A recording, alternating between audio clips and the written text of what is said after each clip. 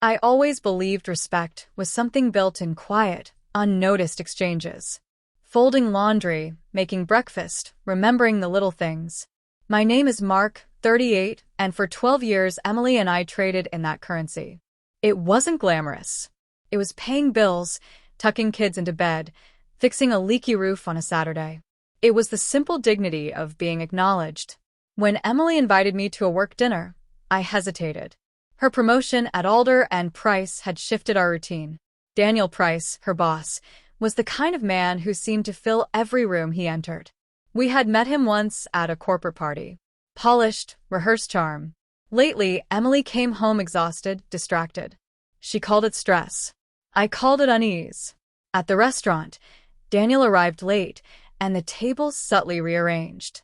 His stories rolled out like CV highlights masquerading as conversation. Emily laughed politely, her hand gripping her glass like armor. When the main course was gone, Daniel leaned in with a joke that landed wrong, one that crossed invisible lines. He praised her client handling, then added, "You're always so accommodating." The look he gave her wasn't professional. I didn't yell. Movies show smash plates.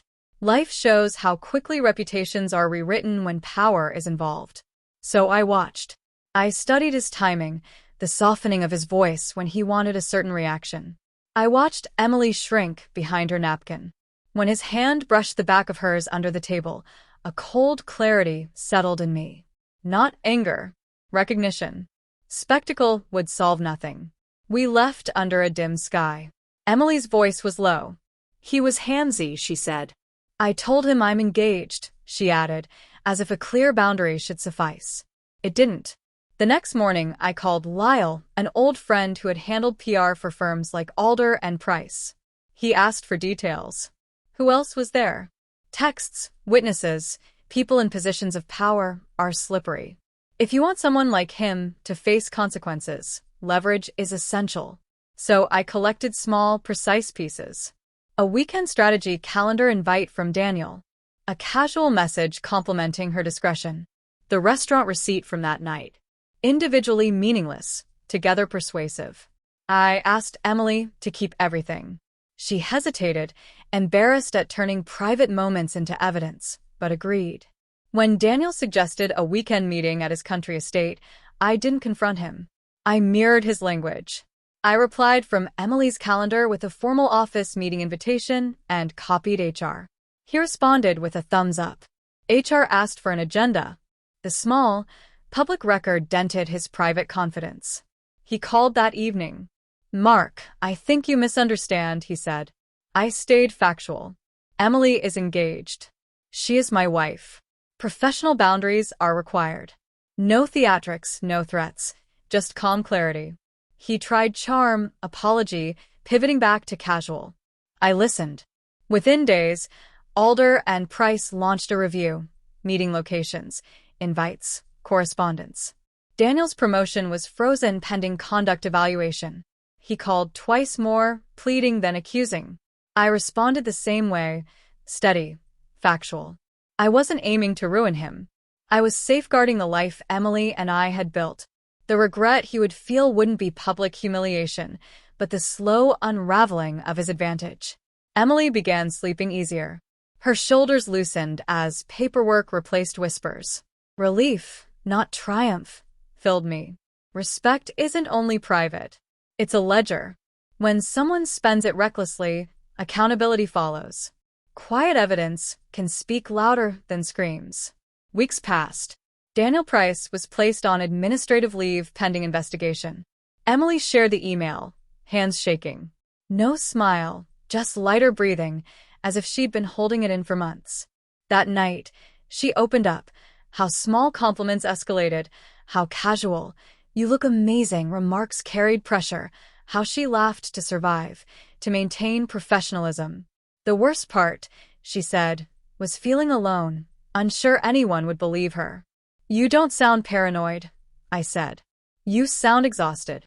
I was tired too, of men in fine suits hiding behind smiles, of systems rewarding silence. Yet there was satisfaction in knowing we hadn't begged or shouted. We had only documented truth. Within a month, Daniel resigned. No public details, just corporate phrasing. Personal reasons. But the office understood. Emily received quiet messages from women who had felt the same unease, but lacked proof. She didn't gloat. She seemed somber at how quickly people forget. "He'll get another job," she said. "Men like him always do." "Maybe," I said. "But now there's a record. Next time, someone will see it." Weeks later, Alder and Price asked Emily to lead a training on workplace boundaries. She hesitated, wary of seeming self-serving.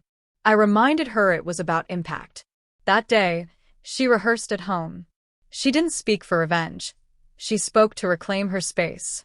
That evening, I watched from the back of the conference room.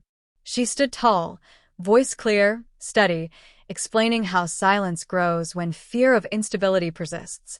Respect isn't just between people, it's within systems. The applause was quiet but genuine.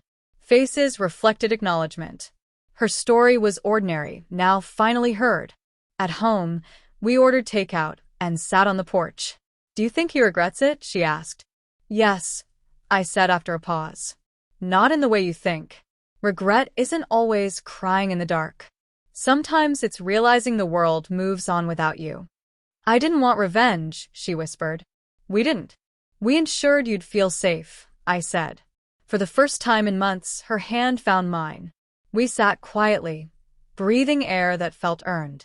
Months later, a friend sent a link. Daniel's LinkedIn listed him as a consultant. Same smile, different company. I didn't feel joy, just balance. The world has a way of tilting toward fairness when enough people stop pretending. Emily still works at Alder and Price. Her name now graces her office door. Emily Carter, Senior Account Director. Every glance reminds me of that dinner, the cross line, the silence we almost kept. Justice doesn't always roar. Sometimes it whispers, in resignation letters, in seminars, in quiet dinners where two people finally breathe. Daniel didn't regret us through power or vengeance. He regretted facing someone he couldn't charm, manipulate, or silence. That someone was Emily, calm, courageous, refusing to vanish. That is the part no one writes about. How bravery can look like paperwork, patience, and a steady hand when everything inside wants to break. That is the power that lasts. That night, we didn't just protect a marriage. We protected her dignity, and in doing so, reclaimed mine.